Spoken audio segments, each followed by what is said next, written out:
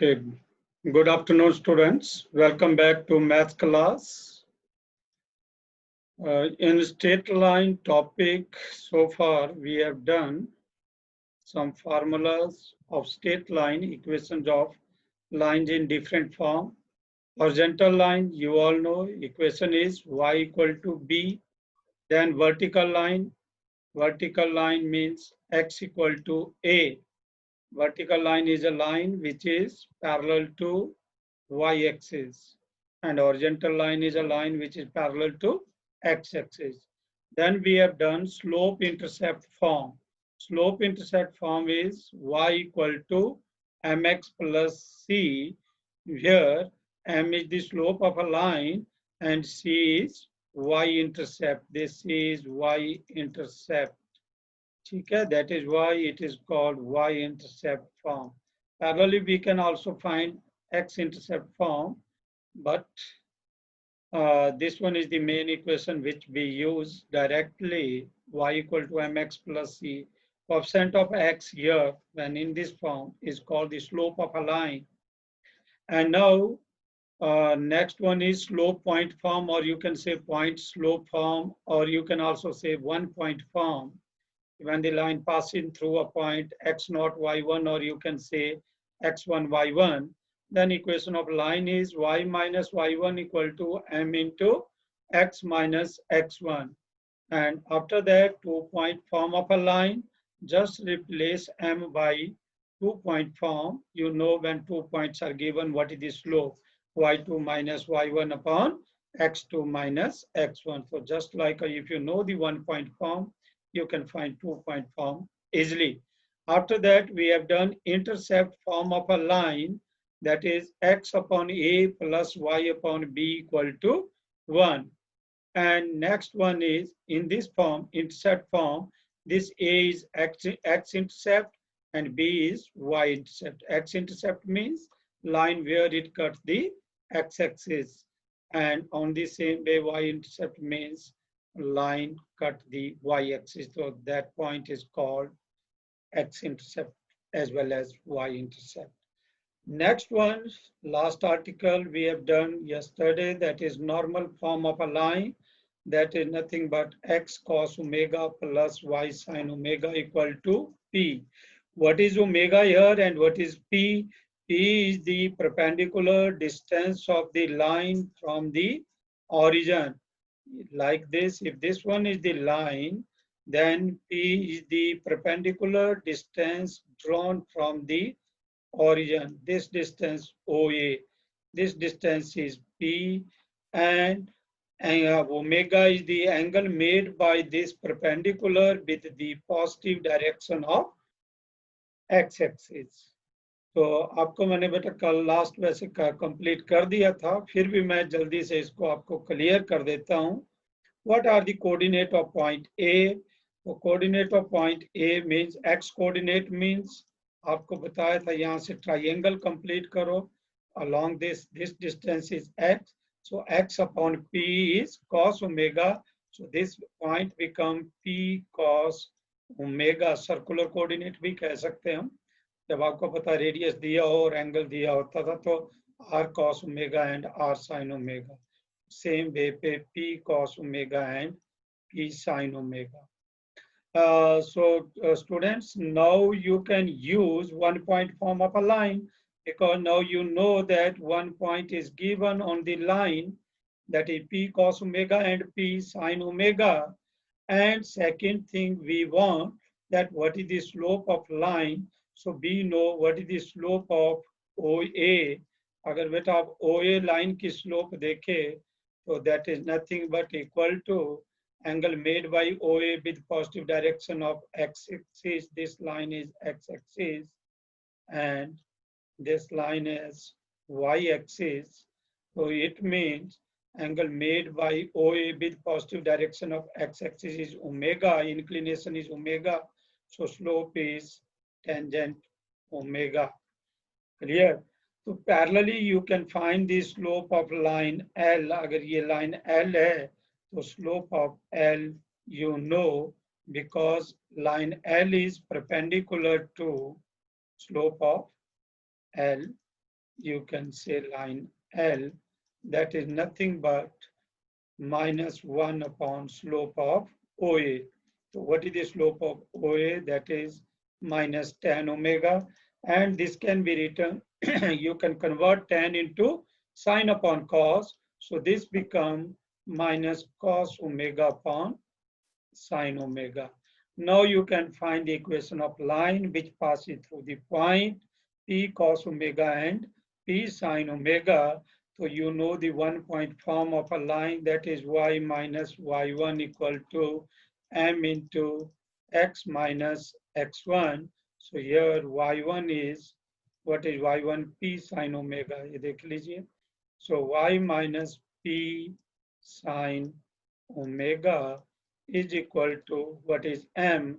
M is minus cos omega upon sine omega into x minus P cos omega. So just simplify, cross multiply, you will get y sine omega minus P sine square omega is equal to minus x cos omega. Clear? And minus minus plus P cos square omega. P cos square omega. So now transfer this term x cos omega to the left hand side. You will get x cos omega plus y sine omega is equal to, बेटा ये p वाली term combine कर दो right side में, p common, you will get inside sine square omega plus cos square omega, that is nothing but equal to 1. So ये आपके पास form आ गई x cos omega plus y sine omega equal to p. तो बेटा ये जो form है, this form is called normal form of the line. तो हमने ये सारी फॉर्म ऑलरेडी पढ़ ली थी, ये कल लास्ट आर्टिकल कर रहे थे, तो इसलिए मैंने आपको अभी ये डिस्कस कर दिया. अब आप अपने आप देख लो बेटा कितनी फॉर्म आपने डिफरेंट फॉर्म लाइन की कर ली. अगर आप horizontal line, vertical line, slope intercept, 1 point form, 2 point form, 5 or 6 intercept form, normal form, 7 form of different line आप लोगों ने देख लिया. ये फार्मूले आपको अच्छे से क्लियर होना चाहिए. नॉर्मल फॉर्म का बेनिफिट सबसे बड़ा क्या है कि जब भी बेटा आपके पास ये इक्वेशन दी होगी x cos omega plus sine omega equal to p, तो ये ध्यान रखना राइट साइड पॉजिटिव अगर ये होगी तो this p is nothing but perpendicular distance of this line from the origin. origin से इस लाइन की क्या डिस्टेंस है आपको सीधा पता लगेगा, लेकिन x का कोएफिशिएंट और y का कोएफिशिएंट क्या होने चाहिए, cos ओमेगा और sin ओमेगा. इसकी एक और पहचान है कि जो भी x का कोएफिशिएंट और y का कोएफिशिएंट होगा उनका स्क्वायर करे और सम, जैसे cos square omega plus sine square omega किसके इक्वल होता है, 1 के इक्वल. तो आपको एकदम पता लग जाएगा कि यस ये नॉर्मल फॉर्म पे ही है. राइट साइड पॉजिटिव होना चाहिए, x और y के कोएफिशिएंट जो भी है उनके स्क्वायर का सम अगर 1 होता है तो इट मींस यस ये नॉर्मल फॉर्म है. Then in that case p is the perpendicular distance of the line from the origin. तो मेरे पास ऑलरेडी होमवर्क में कुछ बच्चों ने ये first exercise, second exercise complete करके भेज दी है, फिर भी मैं हल्का सा डिस्कस कर दूं. देखो बेटा, right the equation of x axis and y axis. कल मैंने आपको ऑलरेडी डिस्कस कर दिया था कि x एक्सिस की इक्वेशन में y की वैल्यू क्या होती है, 0 होती है, और y एक्सिस की इक्वेशन में x की वैल्यू 0 होती है, तो इसलिए इनकी इक्वेशन यही कहलाती है. अब 1 पॉइंट फॉर्म है बेटा, देखो ये पॉइंट दिया हुआ है और स्लोप दिया है, तो कुछ भी नहीं करना है, जस्ट फार्मूले में वैल्यू पुट करनी है. y minus y1 that is y minus 3 equal to m means 1 by 2, x minus x1 means minus minus plus हो जाएगा x plus 4. Cross multiply and simplify, आपको ये लाइन मिल जाएगी. अगला क्वेश्चन सेम है, x1 y1 0 है। Next question is again same point दिया हुआ है, इंक्लिनेशन 75 डिग्री है, तो स्लोप जो बेटा बनेगी m equal to tangent 75 degree. तो अब आपके पास टेंजेंट 75 डिग्री की वैल्यू आपको डायरेक्ट पता नहीं होती है, लेकिन yes you can simplify it. कैसे सिंप्लीफाई करेंगे? With the help of the formula tangent 75 can be written tangent 45 plus 30, and you know this formula, that is 1 plus tan 30 upon 1 minus tan 30। और इस तरह से आपको स्लोप बेटा मिल जाएगी। Now you know the value of tan 30 and this, दोनों ही tan 30 है। Next question is intersecting the x-axis at a distance of 3 units to the left of the origin। अब x-axis को 3 यूनिट लेफ्ट साइड में cut कर रहा है, left side में x-axis को कट करने का मतलब 3 यूनिट। तो ये जो पॉइंट होगा बेटा इसके कोऑर्डिनेट होंगे -3, 0। तो यस -3, 0। अब आपके पास कोऑर्डिनेट है और स्लोप आपको m की वैल्यू बेटा -2 दी हुई है, तो it means again 1 point formula जैसे ये यूज किया था वैसे यहाँ यूज करके you can do. Next one is also intersecting the y axis at point 2 unit. इसका मतलब हुआ कोऑर्डिनेट हो गए 0,2, ठीक है, अब में लिखा हुआ है, और making an angle 30 degree with positive direction of x axis. तो टेंजेंट 30 इसकी स्लोप हो जाएगी, टेंजेंट 30 की value you know 1/√3, again easy. और ये बेटा 2 पॉइंट फॉर्म है, 2 पॉइंट फॉर्म में आपको फॉर्मूला अभी डिस्कस किया मैंने, y minus y1 equal to क्या, y minus y1 means 1 equal to y2 means -4 -1। तो ये आपके पास बन जाएगा -4 -1 upon 2 + 1, that is x2 minus x1 into x plus 1। Again simplify, you will get the answer। तो देख लो 7 तक हमारे डिस्कस हो गए। Now come to this 8। Perpendicular distance from the origin is 5 units and the angle made by the perpendicular with positive x-axis is 30 degree। तो सीधा सीधा बेटा नॉर्मल फॉर्म दे रखी हुई है, एज यूजुअल आप फार्मूला जानते हैं, x cos omega, omega is 30 degree plus y sin omega, that is sin 30 degree equal to 5। अब आप इसको सिंप्लीफाई करेंगे, cos 30 की वैल्यू आपको आती है, क्या होती है 1/2, so this become √3/2, not 1/2, sin 30 की 1/2 होगी, x plus 1/2 y is equal to 5। अब ये देख लो, ये पहचान होती है। अब ये आपकी नॉर्मल फॉर्म है, अदरवाइज देखो ना, इसका स्क्वायर करेंगे तो क्या आएगा 3/4, और इसका स्क्वायर करेंगे 1/4, 3/4 + 1/4 1 होता है, तो हमें पता लग रहा है कि ये नॉर्मल फॉर्म है। लेकिन देखो ये सिंप्लीफाई करके तो ऐसे लिखी होगी generally, √3x + y, x + y equal to 5 × 2 = 10। तो अब ये नॉर्मल फॉर्म नहीं रही आपके पास, अब ये जनरल फॉर्म आ गई। लेकिन अगर आपको नॉर्मल फॉर्म में कन्वर्ट करना हो तो 2 से डिवाइड करके आपके पास क्लियर सिचुएशन मिलेगी। बट वो कैसे पता चलेगा वो भी आपको मैं स्टेप बताऊंगा, क्योंकि नॉर्मल फॉर्म में हमेशा ही, अगर यहाँ पर बेटा जब भी आपको बताया गया था, अगर आपको याद होगा ये question a cos omega plus b sin omega equal to ये वाला, तो हम a² + b² से डिवाइड करते थे। तो वही काम यहाँ पर करेंगे कि जो x का कोएफिशिएंट होगा और y का कोएफिशिएंट होगा, जैसे उनसे आप इसको स्क्वायर करके अंडर रूट से डिवाइड करेंगे। होने वाला जैसे यहाँ √3 हुआ और ये 1, √3 का स्क्वायर 3, 1 का स्क्वायर 1, 3 + 1 जो है वो 4 बना, 4 का स्क्वायर रूट कितना हुआ 2, और 2 से डिवाइड करेंगे। ये मैं आपको अगली एक्सरसाइज में, जनरली हमारे पास ऐसे क्वेश्चन आएंगे कि how to convert general form into a normal form. तो अभी तो जस्ट इक्वेशन निकालना।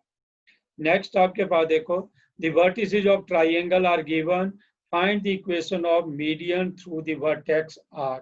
बेटा ये बहुत इंपॉर्टेंट क्वेश्चन है। मैं आपको ये क्वेश्चन यहाँ पर बता रहा हूँ, अच्छे से बता देता हूँ। ये बहुत से क्वेश्चन बनेंगे। ये आपके पास ट्राइंगल से रिलेटेड है।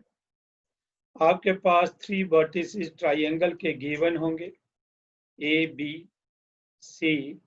अब यहाँ ए बी सी जैसे कोऑर्डिनेट गिवन है, कोऑर्डिनेट है 2,1 -2,3 here 2,1 and then -2,3 and next one is आपके पास था 4,5 आई थिंक 4,5। और आगे देखो क्वेश्चन है find the median through vertex. तो इसमें बेटा बहुत से क्वेश्चन बनेंगे, जस्ट मीडियन ही नहीं बनेगा। मीडियन के बजाय मैं इसको अल्टीट्यूड चेंज कर दूं तो अल्टीट्यूड का हो सकता है। अल्टीट्यूड के बजाय मैं इसका अल्टीट्यूड के बजाय मीडियन हो गया अल्टीट्यूड।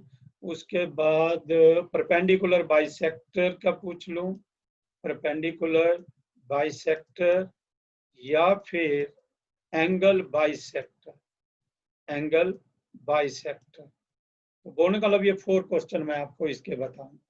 तो देखिए, इसलिए ध्यान देना, यहाँ एक्स्ट्रा क्वेश्चन आ रहे हैं आपके पास। यहाँ पॉइंट है 4,5। फर्स्ट क्वेश्चन बेटा आपसे पूछा है मीडियन। तो मीडियन आपको पता है कि a line which passes through a vertex and bisect the opposite side। ये BC है, BC का से सपोज मिड पॉइंट यहाँ पर D। AD मीडियन कब कहलाएगा? अगर D जो है वो मिड पॉइंट ऑफ BC होगा। तो D पॉइंट को आप निकाल सकते हैं, that is nothing but mid point of BC। Language को ध्यान से सुनना, मैं यहाँ शॉर्टकट में कर दूंगा। तो ये देखो 4 - 2 मतलब x1 + x2। Mid point formula आपको पता है कैसे निकलता है, x1 + x2/2 that is 4 plus -2/2, 2/2 that become 1 and 5 + 3 that is 8, 8/2 is 4। तो ये हो गया मीडियन। अब इस तरह से देखो इधर भी आप निकाल सकते हैं, बी ई जो पॉइंट होगा ये किसका मीडियन होगा? AC का होगा। तो बेटा यहाँ से E पॉइंट निकालना होगा। तो 4 + 2 6, 6 divided by 2 that is 3, 1 + 5 6, 6 divided by 2 that is 3। Same वैसे आपसे कोई भी मीडियन पूछे जा सकते हैं। अगर जनरल मीडियन पूछा है तो आपको पता है ये पे तीनों निकालने हैं। अगर कोई एक भी पूछा जा सकता है, find the equation of median which passes through A या find the equation of median which passes through C। अब F पॉइंट फिर से मिड पॉइंट है अपोजिट साइड का, तो क्या होगा? 2 - 2 divided by 2 that is 0 और आगे 1 + 3 that is 4, 4 divided by 2 is 2। तो देखो मेरे को सारे पॉइंट मिल गए हैं। तो एक मीडियन का मैं आपको बता रहा हूँ, पैरेलली आपने सारे निकाल लेने। Equation of median, which median मैं फर्स्ट ही ले रहा हूँ AE।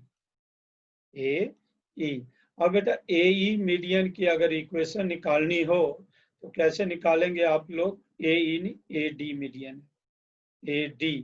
तो आपके पास 2 पॉइंट फॉर्म बन गई फिर से। तो फार्मूला आप जानते हैं, y - y1। तो what is y1? First point A को ही ले रहा हूँ। So y - 1 equal to y2 - y1 that is 4 - 1 upon x2 - x1 that is 1 - 2 into x - x1। so x - x1 is 2। तो ये आपके पास है। अगेन सिंप्लीफाई करेंगे तो y - 1 equal to 3/-1 that is -3 हो जाएगा x - 2। और इसको बेटा सिंप्लीफाई कर लो, लेफ्ट हैंड साइड ले आओ x को।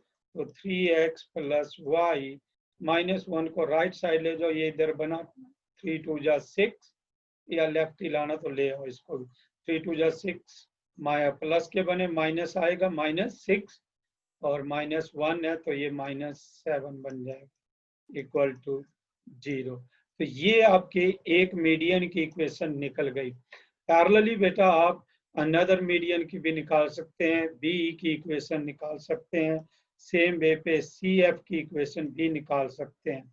इसका बेस्ट पॉइंट क्या है, आगे चल करके आपको और क्वेश्चन पूछा जाता है। क्या क्वेश्चन पूछा जाता है, ये जो पॉइंट होता है, point of intersection of median is called, क्या कहा जाता है इस पॉइंट को, this point is called centroid of a triangle. तो कल को अगर आपसे पूछे कि फाइंड द सेंट्रॉइड, तो वैसे तो आपको बेटा ये 10th में ही कर लिया है आप लोगों ने formula, x1 plus x2 plus x3 upon 3 and y1 plus y2 plus y3 upon 3। तो देखो मैं इसको बताता हूँ यहाँ से कैसे निकाला जाता है। मान लो मैं बीई की इक्वेशन निकालनी है आपको, एक और देख लो इक्वेशन, बीई की इक्वेशन। तो ये पॉइंट है -2, 3 और यहाँ है 3, 3। तो क्या आएगा, y माइनस 3 इक्वल टू, अब आगे 3 माइनस 3 दैट बिकम 0। देख लो, y2 minus y1, 3 minus 3 become 0 upon 3 minus 2 that is 3 plus 2 होगा 0 अपॉन 5। अब ये तो जो मर्जी लिखो, यहाँ पर ये 0 ही हो जाएगी right side, x minus plus 2 हो जाएगा। तो ये आपके पास है, सो दिस बिकम बेटा y माइनस 3 इक्वल टू 0। अब मेरा इस इक्वेशन को बताने का सिर्फ ये है, देखो सेकंड मीडियन भी निकाल लिया।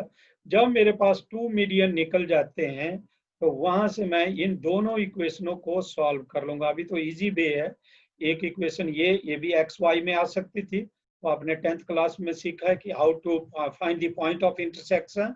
तो अभी मैं बड़े इजीली इनका पॉइंट ऑफ इंटरसेक्शन निकालूंगा। सपोज ये 1 है और 2 है, इन दोनों को तो मैं सब्स्टिट्यूशन मेथड से ही सॉल्व करूं, y की वैल्यू मिल चुकी है। तो क्या आ जाएगा, 3x माइनस 7, सॉरी y की वैल्यू 3 थी तो ये प्लस 3 था, यहाँ पुट कर दिया, equal to 0। So this implies 3x equal to कितना बन जाएगा, -7 प्लस 3 4, और माइनस बनेगा दूसरी साइड जाके 4। So what is x, 4/3। तो देखो पॉइंट ऑफ इंटरसेक्शन क्या बना, 4/3, 3। इसका मतलब सेंट्रॉइड ये बना। और दूसरे वे से जो आपको फार्मूला आता था उससे चलते हैं, वो क्या कहता है, x1 दैट इज 2 प्लस 2, ये 0 हो गया, माइनस है, और आगे प्लस 4, तो 4 डिवाइडेड बाई 3। तो आंसर देखो आ गया 4/3। और y की वैल्यू देखेंगे, 1 प्लस 3 दैट इज 4 प्लस 5 9, 9/3 जब करेंगे तो दैट इज नथिंग बट 3 बन जाएगा। तो ये देख लो 4/3, 3। तो ये आपको जस्ट एक वे बता दिया कि यस, वहां हमने फार्मूले से भी निकाला है। ये एक और नया वे बता दिया कि पहले मीडियन की इक्वेशन निकालो और फिर उनको पॉइंट ऑफ इंटरसेक्शन निकाल के you can find centroid. Okay, मैंने कहा मैं यहीं से सेकंड क्वेश्चन आपका और बनाता हूं। तो सेंट्रॉइड आपको क्लियर कर दिया। अब इसी तरह से मैंने बताया आपसे, मैं अल्टीट्यूड भी पूछ सकता था। सेंट्रॉइड तो अभी आपने निकाल लिया, दैट इज 4/3, 0। तो इसके लिए तो डायरेक्ट फार्मूला भी था। अब मैंने बताया इसी क्वेश्चन में अगर मैं आपसे पूछूं कि अल्टीट्यूड फाइंड आउट करो, अब ध्यान देना, ये ए के कोऑर्डिनेट में बिल्कुल चेंज नहीं करूंगा, वही कोऑर्डिनेट लूंगा, लेकिन क्वेश्चन ये चेंज कर देंगे। अल्टीट्यूड आपको पता है, altitude is a line which passing through the vertex and perpendicular to the opposite side. इसलिए ये क्वेश्चन ध्यान से सुनना, जिन लोगों ने क्वेश्चन कर भी लिए हैं ये एक्स्ट्रा क्वेश्चन है। तो here is a point D, same way पे बी से भी मैं परपेंडिकुलर ड्रॉ करूंगा, किसके ऊपर, ए सी के ऊपर। तो यहाँ सपोज दिस वन इज ई, और जहां पर अल्टीट्यूड कट करते हैं, तीनों अल्टीट्यूड कट करते हैं, तो that point is called orthocentre. This point is called orthocentre. तो आपसे क्वेश्चन क्या पूछा जा सकता है कि find the coordinate of orthocentre when the vertices are given. अब वर्टिसेस अगर गिवन हैं तो ऑर्थो सेंटर को निकालो। अब बेटा देखिए यहाँ पर ये क्वेश्चन आपके पास, मैंने कहा मैं यहीं से यूज कर लेता हूँ। वर्टिसेस क्या दिए हैं, 2, 1, here is 2, 1, here is -2, 3, and here is 4, 5. These are the 3 vertices. अब देखो पहला काम है मेरे पास, ऊपर वाला क्वेश्चन किया मैंने मीडियन, तो यहाँ है कि अल्टीट्यूड कैसे फाइंड आउट करेंगे, अल्टीट्यूड की इक्वेशन कैसे फाइंड आउट करेंगे, उस पे आप फोकस करेंगे। इक्वेशन निकालने, कैसे निकालनी है अल्टीट्यूड की इक्वेशन। तो देखो ए पॉइंट आपके पास है, एक पॉइंट है। अब डी, पिछले क्वेश्चन में डी पॉइंट मेरे को इजी पड़ा था। कैसे इजी पड़ा था आप ध्यान से सुन लो, क्योंकि वो मिड पॉइंट था, तो मिड पॉइंट फार्मूला हमें आता था। अब डी जो है वो मिड पॉइंट नहीं है, डी एडी जो है वो परपेंडिकुलर है बीसी के। तो यस, ये पॉइंट तो मेरे पास है, तो इसका मतलब मेरे लिए जो बेटर ऑप्शन है, मैं इक्वेशन ऑफ एडी निकाल सकता हूं किसकी हेल्प से, दूसरा पॉइंट अगर मेरे को स्लोप मिल जाए, तो स्लोप बेटा मैं बीसी की स्लोप निकाल लूंगा। तो you all know what is the slope of BC, ठीक है। तो स्लोप ऑफ बीसी इज, मैं सबसे पहले बीसी की ही स्लोप निकालता हूं। यू नो क्या है इसकी स्लोप, बीसी की 2 पॉइंट दिए हुए हैं, तो y2 minus y1, 5 minus 3 that is 2 upon 4 plus 2 बन जाएगा, दैट इज 6। So 2/6 is 1/3। अब बीसी की स्लोप बेटा पता है, एडी और बीसी आपके परपेंडिकुलर है, तो मैं यहाँ लिख रहा हूं slope of AD that is equal to क्या बनेगा, -1 upon slope of BC, because AD is perpendicular to BC। तो AD की स्लोप क्या आ गई, -3। अब m की वैल्यू मेरा होने का suppose this is equal to m की वैल्यू मेरे को मिल गई बेटा।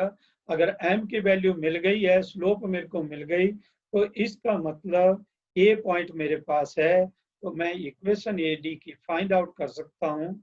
Equation of AD that is equal to y minus y1 equal to m into x minus x1। तो देखो पॉइंट कौन सा है, 2, 1, सो y minus y1 ऑर्डिनेट आएगा, y minus 1, m मैं ऑलरेडी निकाल चुका हूँ -3, x minus x1, x1 मेरे ख्याल से क्या था 2 पॉइंट, तो x minus 2। So now see this, तो ये आपके पास एक अच्छा क्वेश्चन निकल के आया यहाँ से। ये बन गई इक्वेशन, -3x लेफ्ट में आ जाएगा, 3x प्लस y, और कांस्टेंट टर्म को अगर राइट साइड ले जाना है तो ले जाओ, लेफ्ट में रखना, तो 3 2 जा कितना हुआ 6, फिर से +6 हो गया, लेफ्ट में आएगा तो माइनस होगा, तो -7 equal to 0, 3x plus y -7 equal to 0। ये सेम ही बन गए। देखो इसका मतलब ये ट्राइंगल इक्विलेटरल ट्राइंगल होगी, क्योंकि इधर भी अल्टीट्यूड की भी वही बनी, या तो आइसोसेलेस होगी, तब ये सिचुएशन आई होगी। मीडियन की भी देखो 3x प्लस y -7 ही आया। तो ओके, चलिए अगर ये होगा तो और अच्छा हो जाएगा, वेरिफिकेशन के लिए आपको और अच्छे से पॉइंट मिल जाएगा। एक अल्टीट्यूड मिल गया। मैंने आपसे पूछा कि अगर ऑर्थो सेंटर पूछा है तो इसका मतलब एक और अल्टीट्यूड निकालना पड़ेगा। आपसे सिंपल भी पूछा जा सकता है, find the equation of altitude of triangle, ठीक है। तो दूसरा अल्टीट्यूड आप क्या करो, BE की वैल्यू। अब E को निकालने के लिए हमें फिर से BE की इक्वेशन निकालने के लिए B के पॉइंट है -2, 3, हम स्लोप AC की निकालेंगे। तो देखो what is the slope of AC, slope of AC। अब AC की स्लोप फिर से वही चलेगा फार्मूला, y2 माइनस y1। तो यहाँ से चल पड़ो, किसी को भी ले लो, मान लो ये फर्स्ट पॉइंट है और ये सेकंड है, तो 5 - 1 that is 4 upon 4 - 2 that is 2, so 4/2 equal to 2। ये हाई स्लोप AC। अब इसके परपेंडिकुलर कौन है, जिसको हमने अल्टीट्यूड है, तो स्लोप ऑफ हमने निकालनी है अल्टीट्यूड BE की, तो स्लोप ऑफ BE क्या हो जाएगी, -1 upon slope of AC that is 1/2। अब ये क्वेश्चन आपके पास स्लोप ऑफ BE हो गया बेटे, मिल गया। तो B पॉइंट आपको दिया हुआ है, what is B point, B point आपके पास है -2, 3, तो इक्वेशन ऑफ बी निकाल सकते हैं. Equation of B, that is nothing but y minus y1, that is 3, क्योंकि minus 2 comma 3 है point, equal to m is minus 1 by 2 x minus 2. Check कर लो एक बार, पॉइंट क्या था आपका, -2 comma 3 था, तो प्लस हो जाएगा x minus -2, that is plus 2. Now cross multiply again, you will get 2y minus 3 to the 6. ठीक है, इक्वल टू यहाँ से -x और plus a minus 2. So what you will get, x plus 2y minus 6, और चलो दूसरी side ही ले जाना है तो ले जाओ, क्या बन जाएगा, +4.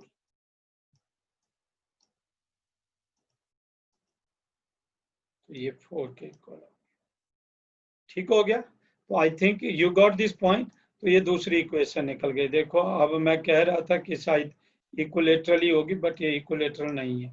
इसका मतलब आइसोसेलेस होगी ट्राइंगल, तब वो एक लाइन सेम आई है.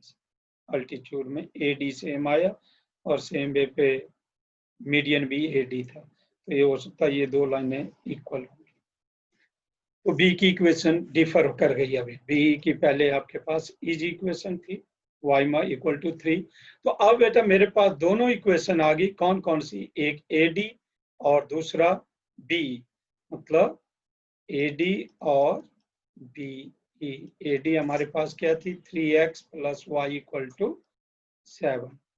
अब अगर यहाँ से अपने फिर से आपके ऊपर डिपेंड करता है किस मेथड से करना है. मैं यहाँ से y की वैल्यू निकाल लूँ, इसमें पुट कर दूं, या फिर इक्वेटिंग कोएफिशिएंट करना होगा.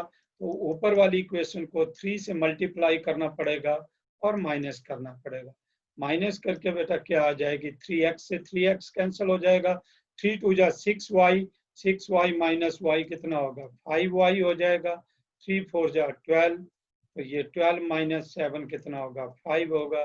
तो this implies y equal to 1, और y1 इसमें 1 में पुट कर देंगे. तो ये x plus 2 equal to 4 means x equal to 2. तो इसका मतलब x equal to 2 and y equal to 1. ये कौन सा पॉइंट होगा, orthocentre. This one is called orthocentre. देखो मैं एक और आपको फार्मूला बताता हूं डायरेक्ट. अगर आप लोगों ने लोअर क्लास में याद है तो मैं आपको ऑर्थोसेंटर का एक और अप्रोच देता हूं. क्या है, अगर वर्टिस मान लो मेरे को ये अल्टीट्यूड नहीं निकालने होते तो डायरेक्ट फार्मूला भी मेरे पास है. क्या था, यहाँ ए पॉइंट है, दैट इज कोऑर्डिनेट्स आर, चलो यहाँ से लिख लेते हैं. Coordinates are 2, 1, -2, 3 and 4, 5. 2, 1, -2, 3 एंड 4, 5. देखो एक और वे बता रहा हूं इसलिए ध्यान से समझना. ए बी और सी एज यूजुअल नेमिंग कर देता हूं. This point is D. B AD is altitude. अब अगर बेटा ये आपको ध्यान होगा, नहीं अल्टीट्यूड में नहीं था ऑर्थोसेंटर, ये एंगल बाइसेक्टर के केस में, तो इसको छोड़ दो, फिर नहीं करेंगे. This one is in case of angle bisector, जो मैं अभी दूसरे फार्मूले की बात कर रहा था. तो चलो कोई नहीं, ये आपके पास ऑर्थोसेंटर हो गया और सेंट्रॉइड भी हो गया. मतलब आपने अल्टीट्यूड की इक्वेशन भी सीख ली और मीडियन की इक्वेशन भी सीख ली. मीडियन में तो बहुत इजी था डी पॉइंट निकालना, डी निकाला, और मिड पॉइंट और AD की सीधा 2 पॉइंट फॉर्म से इक्वेशन आई. अल्टीट्यूड में भी इजी है. ए पॉइंट गिवन है, आपको स्लोप के लिए क्या करेंगे, BC को आपने स्लोप निकालेंगे, और AD और BC आपस में परपेंडिकुलर थे, तो इसलिए प्रोडक्ट ऑफ स्लोप -1 होता, तो वहां से भी हो गया. अब मैं बात आ जाता हूं पॉइंट पे कि अगर अब जो पॉइंट है एंगल बाइसेक्टर की बात कर लेते हैं. कि मान लो find the equation of angle bisector आपसे पूछा जाए. Find the equation of angle bisector of triangle. तो एंगल बाइसेक्टर का मतलब होता है कि ये इसको बाइसेक्ट करता है ऐसे, ठीक है। तो इसकी इक्वेशन निकालो। अब इक्वेशन निकालना आप लोगों के लिए डिफिकल्ट हो जाएगा। कैसे होगा डिफिकल्ट? थोड़ा सा, क्योंकि एंगल बाइसेक्टर है यार एडी के लिए। तो बाइसेक्टर वाला तो अभी आपने ऐसी कोई प्रॉपर्टी नहीं पढ़ी एंगल से रिलेटेड, हालांकि आपने पढ़ा हुआ है कि एंगल बिटवीन टू लाइन आपके पास है, तो वहां से काम कर सकते हैं। लेकिन यहाँ मैं आपको बेटा केस याद दिलाना चाहूंगा, ये है वो एंगल बाइसेक्टर जो अभी मैं बात भी करने जा रहा था, कि अगर एडी एंगल बाइसेक्टर होगा, आपने जो पिछले साल पढ़ा है कि in triangle ABC if AD is the angle bisector then AB upon AC, मतलब जो एंगल ये कंटेन बनाती है side, ratio of AB upon AC is nothing but it is equal to miscellaneous का पहला ही एग्जांपल था BD अपॉन 10th क्लास में जो आप लोगों ने एक्सरसाइज की है, BD अपॉन DC। आपको याद होगा हम यहाँ कंस्ट्रक्शन करते थे, एक ट्राइंगल बनाते थे, बढ़ाते थे, फिर प्रूव करते थे कि दिस AB अपॉन AC जो इस साइड को एंगल को कंटेन कर रहे हैं, जिसका हम एंगल बाइसेक्टर की बात कर रहे हैं, AB upon AC, then this D divide BC in the ratio, किस रेशो में डिवाइड करता है? AB upon AC, that is BD upon DC equal to AB upon AC। अब बात यहां से आई कि व्हाट इज AB। तो AB बेटा आप डिस्टेंस फार्मूला से निकाल सकते हैं, तो यहीं से AB निकाल सकते हैं। What is AB? 2 माइनस 2 कहीं से भी कर लो, चाहे x2 माइनस x1, तो 2 माइनस दिस प्लस बन जाएगा 4, 4 का square that is 16, plus 1 minus 3 that is again minus 2 का स्क्वायर कितना हो गया? 4, तो 16 प्लस 4 मीन्स अंडर रूट 20।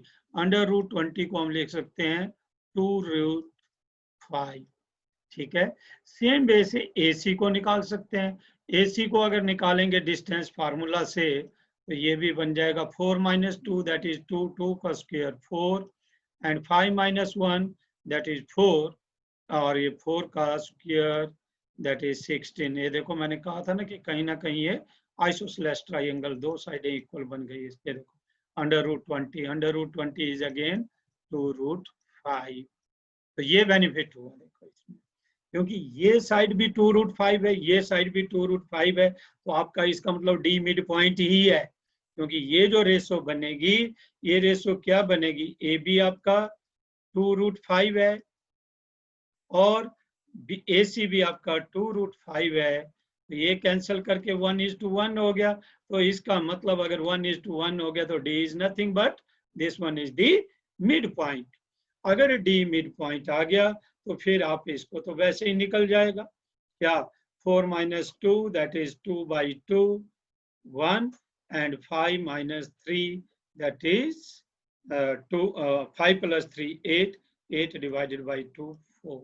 अब आप AD की इक्वेशन आराम से निकाल सकते हैं। देखो ये रेशो हमें मिल गई थी, क्या मिली? 2 root 5 is to 2 is to 5, मतलब लास्ट में 1:1 ही आ गया, तो इसका मतलब D पॉइंट मिल गया।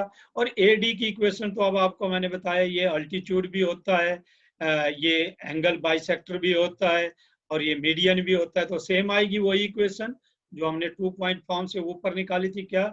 3x plus Y equal to 7, ये तो सेम ही आएगी। This one is the angle bisector. ये बेटा अभी एक एंगल बाइसेक्टर निकला, ठीक है। अब सेम वे से आप अनदर एंगल बाइसेक्टर निकालेंगे। अनदर एंगल बाइसेक्टर निकालने के लिए आप लोगों के पास अगेन इसको इस तरह से डिवाइड करेंगे B। अब आप बेटा यहां से फिर से ये निकालेंगे कि ये CE अपॉन CA किसके इक्वल बनेगा? CE अपॉन CA किसके इक्वल बनेगा? ये बनेगा BC अपॉन AB। तो इसके लिए आपको BC साइड भी निकालना पड़ेगी, ठीक है। तो इस पे आप फोकस करेंगे, ठीक है। सी आपके पास ये जो रेशो यहां से बनेगी CE अपॉन EA।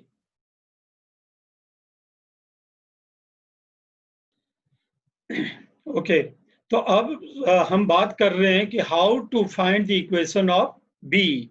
अब बेटा बी की इक्वेशन के लिए आपको ये साइड फिर से बी को कौन सी साइड कंटेन कर रही है, वन बी एंगल को कंटेन कर रही है, one is BA side and another one is BC। तो हमें यहाँ से BC की भी लेंथ फाइंड आउट करनी पड़ेगी। तो what is the length of BC? Again same process, 4 minus this 6 बन जाएगा, 6 का square that is 36 plus 4 minus minus plus हो जाएगा, 5 माइनस 3 2 का square that is 4। So under root 36 plus 4 under root 40 को हम लिख सकते हैं 2 रूट 10। ठीक है, तो ये आपके पास बन गया इसमें। तो इसका मतलब तीनों साइड का यहाँ पर पता होना जरूरी है। अब मेरे पास, अब मैंने कहा मैं आपसे इक्वेशन किसकी पूछी हुई है, बी की इक्वेशन भी पूछी होगी, CF की भी पूछी होगी, तो मैं BE की निकाल के छोड़ूंगा, CF आप खुद निकाल लेंगे फिर बाद में, क्योंकि साइड तो अब तीनों मिल ही चुकी है। तो what is the equation of BE? Again बेटा सेम प्रोसेस, क्या BE अपॉन BC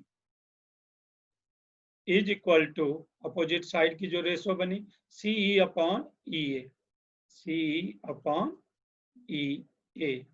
तो BE की वैल्यू हमारे पास ऑलरेडी है, दैट इज 2 रूट 5, और यहां से मैंने दूसरी वैल्यू निकाल ली 2 रूट 10। तो इसको अगर बेटे आप कट करेंगे 2 से 2, रूट 5 से रूट 10 कट हो जाएगा, this simply become 1 by root 2। ठीक है, तो इट मीन्स आपके पास जो CE रेशो EA है वो क्या आ गई, CE मीन्स ये 1:√2 की रेशो आ गई। ठीक है, तो यहां से आपको बेटा कोऑर्डिनेट ऑफ E मिल जाएंगे, 1:√2 है, सेक्शन फार्मूला आता है आपको, mx2 plus nx1 upon m plus n। तो ये बनेगा 4√2। ये देखो थोड़ा सा कॉम्प्लिकेटेड है क्योंकि क्वेश्चन हमने ऐसा लिया हुआ है, मैं सभी क्वेश्चन इसी में बता रहा हूँ, +2 divided by sum of the ratio √2 + 1। ठीक है, और सेम वे से आगे अगर आप करेंगे तो √2 से 5 को होगी, तो ये बनेगा 5, इसको मैं थोड़ा रफ करके लिख देता हूँ, ये बनेगा 5√2 प्लस अगेन 1 अपॉन √2 + 1।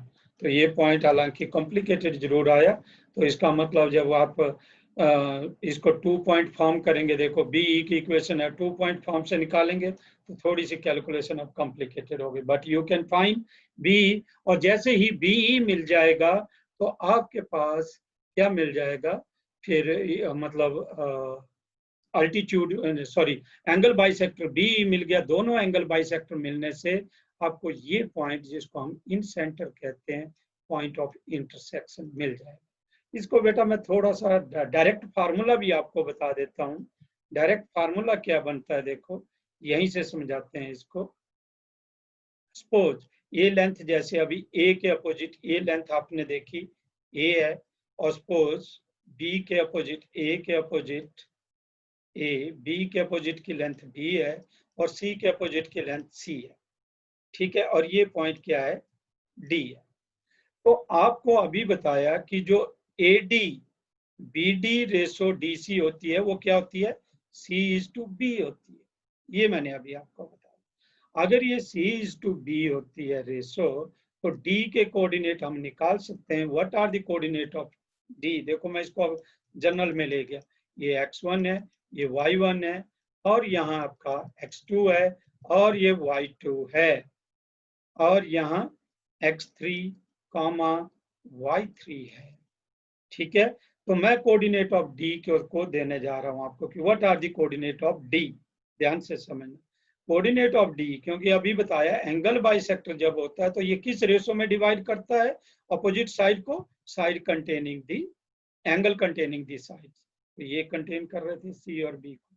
तो यहां से कोऑर्डिनेट ऑफ D क्या होंगे, अब अगर आप बताएंगे तो ये बनेंगे CX3 प्लस बी इधर मल्टीप्लाई करेगा, bx2 upon B plus C, same way से y coordinate cy3 plus by2 upon B plus C. I think you got this. अभी मैंने जनरल में किया।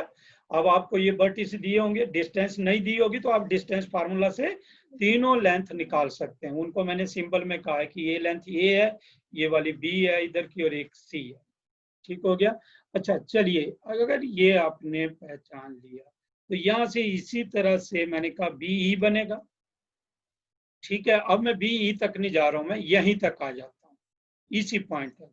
तो this one is the in centre, ये है इन सेंटर आई। तो ये तो एंगल बाइसेक्टर अब भी है, मतलब बीई एंगल बाइसेक्टर है तो बीआई भी एंगल बाइसेक्टर है। तो बेटा ये जो एंगल बाइसेक्टर है ये किस रेशो में डिवाइड करेगा? देखो, अब मैंने इसको आई को निकालने की बात है, तो ये बी आई, अगर इसको फिर देखें आप तो किस रेशो में, तो बी डी। अब इसका मतलब आप बी डी निकाल सकते हैं। बी डी कैसे निकाल सकते हैं? डायरेक्ट ही अगर आप लोगों ने करना हो तो यहां से रेशो निकाल सकते हैं। ठीक है, मैं फिर कह रहा हूं बी डी आप फाइंड आउट कर सकते हैं। कैसे? डी पॉइंट मिल चुका है तो यहाँ से बी डी डिस्टेंस मिल जाएगी, और अगर बी डी डिस्टेंस मिल गई तो यहाँ से ये रेशो मिल जाएगी आपको। ठीक है, इस साइड तो सी आएगा, ये तो सी के इक्वल ही होगा, और ये किसके इक्वल होगा ये आप कैलकुलेट कर सकते हैं बी डी करके। ठीक है, जैसे ये रेशो मिलेगी उसके बाद आई के कोऑर्डिनेट डायरेक्ट, और ये जनरली जो रेशो आएगी, ये रेशो आएगी अगर ये सी पॉइंट होगा तो ये ए प्लस बी आएगा, जहां तक मेरा ध्यान है उसके इक्वल आएगा।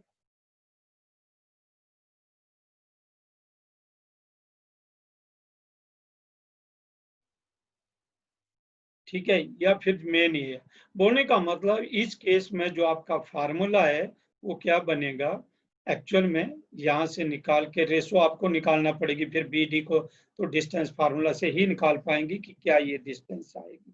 जो भी ये डिस्टेंस आएगी, इसमें एक डायरेक्ट आता था, तो आई थिंक ए हियर। चलिए, तो यहाँ से आप इसको क्या करेंगे, दूसरा जो अप्रोच मैं आपको बता रहा हूँ कि डी पॉइंट आपको मिल चुका है। यहाँ से आपके पास क्या होगी, ये छोटी ट्राइंगल देखेंगे तो छोटी ट्राइंगल में फिर आप बी डी निकाल सकते हैं। बी डी जैसे मिल जाएगा और ए सी मिल जाएगा तो ये फिर से वही कंसेप्ट आएगा कि यहाँ से ना, ये रेशो नहीं आएगी बेटा, यहाँ इसको आपको वैसे ही करना पड़ेगा, आपको एंगल बाइसेक्टर ही निकालना पड़ेगा। बोलने का मतलब ए डी की इक्वेशन ही और बी डी की इक्वेशन ही। हाँ, बाद में इसका डायरेक्ट फार्मूला जो आता है वो ये जरूर आ जाता है, क्या, a x one plus b x two plus c x three upon a plus b plus c. मैं एक्चुअली उस पॉइंट पे जाना चाह रहा था बट समवेयर आई थिंक कुछ इसमें ये रह गए हैं डाउट्स है, तो उसको मैं बाद में बताऊंगा आपको। तो अभी आप बिल्कुल उसी बेस से निकालेंगे, फिर एंगल बाइसेक्टर कंप्लीट तो आता ही है ना निकालना, आपके उसी फॉर्म पे जाएंगे, क्योंकि यहाँ से कंप्लीट ट्राइंगल नहीं है एंगल बाइसेक्टर में। या तो इसको लेकर के आप अलग से जैसे ट्राइंगल बन जाएगी इस तरह से, फिर से ये आपका बी पॉइंट आएगा, ये आपका इधर डी आया, और ये ए पॉइंट आया। डी आप ऑलरेडी निकाल चुके हैं, तो ये बिल्कुल ऐसे ही यहाँ पर, क्योंकि ये लाइन एंगल बाइसेक्टर है तो ये रेशो आप खुद फिर बी डी बनाना पड़ेगा कि क्या निकलेगा। जब बी डी निकल चुका होगा तो फिर आपको ये रेशो क्लियर हो जाएगी, अदरवाइज नहीं। तो इसका बोलने का मतलब फार्मूला जो है वो लास्ट में ये बन जाता है। तो इसको कोई बात नहीं, मैं नेक्स्ट लेक्चर में आपको बता दूंगा या अगले लास्ट में जब क्लोजिंग करेंगे। और एक पॉइंट बेटा अब इसमें ट्राइंगल में और रह रहा है, उसकी भी बात कर लेते हैं, उस पर चलते हैं। दैट वन इज, अब देखो मैंने तीन ले लिए, आपको मैंने पहला लिया अल्टीट्यूड। ठीक है, अल्टीट्यूड क्लियर हो गया। दूसरा मैंने लिया आपका पहला था आपका मीडियन, दूसरा था अल्टीट्यूड। ठीक है, तीसरा था आपका एंगल बाइसेक्टर। अब जो फोर्थ वन है वो है परपेंडिकुलर बाइसेक्टर। अगर परपेंडिकुलर बाइसेक्टर की इक्वेशन निकालनी हो तो कैसे निकालनी है, देखिए अब ट्राइंगल को बस जस्ट समझ लीजिए, प्रोसेस अब आप समझ चुके होंगे क्या करना है। ये आपके पास बेटा ट्राइंगल है ABC। अब मेरे पास A के कोऑर्डिनेट गिवन है, B के कोऑर्डिनेट गिवन है और C के कोऑर्डिनेट गिवन है। तो आपने क्या करना है, BC का परपेंडिकुलर बाइसेक्टर, परपेंडिकुलर बाइसेक्टर क्या होता है, जो BC को बाइसेक्ट करे और साथ ही परपेंडिकुलर हो। तो आप क्या करेंगे, मिड पॉइंट निकालेंगे BC का, आराम से D पॉइंट मिल जाएगा। D कौन सा पॉइंट है, मिड पॉइंट, तो कोई प्रॉब्लम नहीं है, मिड पॉइंट तो निकल जाएगा। अब जो बेस्ट पॉइंट है कि डी पॉइंट आपको मिड पॉइंट मिला, ये इस एंगल बाइसेक्टर के ऊपर भी पॉइंट मिल गया। अगर एंगल बाइसेक्टर के ऊपर भी पॉइंट मिल गया तो दूसरा रिजल्ट क्या यूज करेंगे स्लोप के लिए, स्लोप आप बेटा BC की निकालेंगे, तो slope of L is nothing but, वो क्या हो जाएगी, -1 अपॉन स्लोप ऑफ BC। तो बोलो मिल गई, सारा काम हो गया। इसका मतलब L की स्लोप भी मिल गई, D point mid point clear हो गया, आप आराम से इसकी इक्वेशन निकाल सकते हैं। तो ये काम अब आपको छोड़ दिया मैंने, कौन सा, परपेंडिकुलर बाइसेक्टर। तो ऐसे ही तीनों परपेंडिकुलर बाइसेक्टर निकाल सकते हैं। यहाँ E पॉइंट, पहले AE का AC का मिड पॉइंट, फिर आप लोग स्लोप निकाल लेंगे AC की, और इस लाइन की स्लोप इसके परपेंडिकुलर, और इन दोनों के परपेंडिकुलर बाइसेक्टर को अगर आप सॉल्व करेंगे दोनों इक्वेशन को, तो ये पॉइंट आपको पता है क्या कहलाता है, circumcentre. This point is called circumcentre of the triangle. तो मैंने चारों केसेस बता दिए, ऑर्थो सेंटर क्लियर हो गया, एंगल बाइसेक्टर का point of intersection in centre हो गया, अल्टीट्यूड का point of intersection ortho centre हो गया, और मीडियन का एंगल बाइसेक्टर सेंट्रॉइड हो गया। तो I hope that you got this points. तो अब आगे हल्का सा मैं फिर एक्सरसाइज में फोकस कर देता हूँ एक क्वेश्चन के लिए जस्ट, उसके बाद आप लोग कंप्लीट कर लेंगे। देखो बेटा आगे क्वेश्चन है, ये तो आपके पास find the equation of line passing through this point and perpendicular to this line. अब ये जो मैंने आपको ट्राइंगल के सारे क्वेश्चन बताए ये इसी में कवर हो गया। देखो अगर आप इसको देखें ना, ये -3,5 पॉइंट से पास कर रही है, और एक लाइन है जिसके दोनों पॉइंट दिए हुए हैं और उसके परपेंडिकुलर है। तो बोलो ट्राइंगल में जो अल्टीट्यूड बताया उसी की तरह नहीं है क्वेश्चन, अगर ये अल्टीट्यूड ही तो हो गया है, ये पॉइंट गिवन है, ये दोनों पॉइंट गिवन है, तो अल्टीट्यूड की तरह ही होगी। बोलने का मतलब आप यहाँ से स्लोप निकालेंगे इस लाइन की, नीचे वाले की 2, 5 और -3,6 की हेल्प से स्लोप मिल जाएगी, और इसकी स्लोप परपेंडिकुलर है, तो इसका मतलब वो -1 के इक्वल हो जाएगी, -1 अपॉन करके स्लोप, फिर आप 1 पॉइंट फॉर्म यूज कर लेंगे। और आगे देखो ये दिया हुआ है आपके पास, find the equation of line passing through point 2, 2 and cutting off intercept on axis whose sum is 9। तो बोलने का मतलब अब ये इंटरसेप्ट फॉर्म पे आ सकते हैं हम। तो इंटरसेप्ट फॉर्म आपके पास क्या होती है, x upon a plus y upon b equal to 1। अब आपको क्या दिया हुआ है कि ये इक्वेशन पास कर रही है कहां से, passing through 2, 2 and cutting off intercept on the axis whose sum is 9। तो आपको ये 2, 2 से पहले तो पास करनी है कि 1 पासिंग थ्रू 2, 2। अगर यहाँ से ये पास कर रहा है, लिख लेनी है वर्डिंग 1 पासिंग थ्रू 2, 2, इसको 1 करके, तो क्या बन जाएगा 2/a plus 2/b equal to 1। तो यहाँ से इसको अगर आप सिंप्लीफाई करना चाहे तो क्या बनेगा, 2a प्लस 2b, एलसीएम जो है वो ab आएगा, इक्वल टू ab, यही बनेगा। अब ये एक इक्वेशन बन गई बेटा आपके पास, इसको नंबर 2 कर दो। और दूसरा दिया था sum of intercept, sum of intercept is 9, that is a plus b equal to 9। This implies b equal to 9 minus a, put कर दो 2 में, तो 2 इंप्लाइज क्या बनेगा, 2a plus 2 into 9 minus a equal to a into 9 minus a। Please a है थोड़ा बड़ा हो गया, so now see 2a plus 2 9 जा 18 माइनस 2a, ये तो कैंसिल हो जाएंगे इधर, इक्वल टू इधर बन जाएगा 9a माइनस ए स्क्वायर। तो अल्टीमेटली बेटा ये क्वाड्रेटिक मिलेगी, that is a square minus 9a plus 18 equal to 0। 6 3 जा 18 होता है, दोनों नेगेटिव आएंगे, a minus 6 into a minus 3। ठीक है, फैक्टर आते हैं आपको करना, इक्वल टू 0। तो a equal to 6, a equal to 3। अगर बेटा a 6 होगा तो यहाँ देखो a प्लस बी क्या था 9, मतलब b क्या था 9 माइनस a, तो b आपका क्या होगा 3। और अगर a 3 होगा तो b क्या होगा 6 होगा। तो दो लाइनें बनेगी आपके पास, या तो ये वाली होगी, तो लाइन क्या थी x upon a mean x अपॉन 6 प्लस y अपॉन 3 इक्वल टू 1, और x अपॉन 3 प्लस y अपॉन 6 equal to 1. So like this, you can solve whole exercise. So please, I hope, क्योंकि मैंने बताया कुछ लोगों ने तो मेरे को ऑलरेडी करके दे दी थी, तो ये जो मैंने ये क्वेश्चन आपको बताया चारों वे से, तो ये एक बड़ा क्वेश्चन बनता है, 4 मार्क्स का क्वेश्चन बनता है, 6 का भी बन जाता है, क्योंकि 2-3 चीजें अगर एक साथ पूछी जाए तो 6 मार्क्स का भी क्वेश्चन बन जाता है। तो इसलिए बेटा फोकस करके उसको अच्छे से करें। Thank you very much.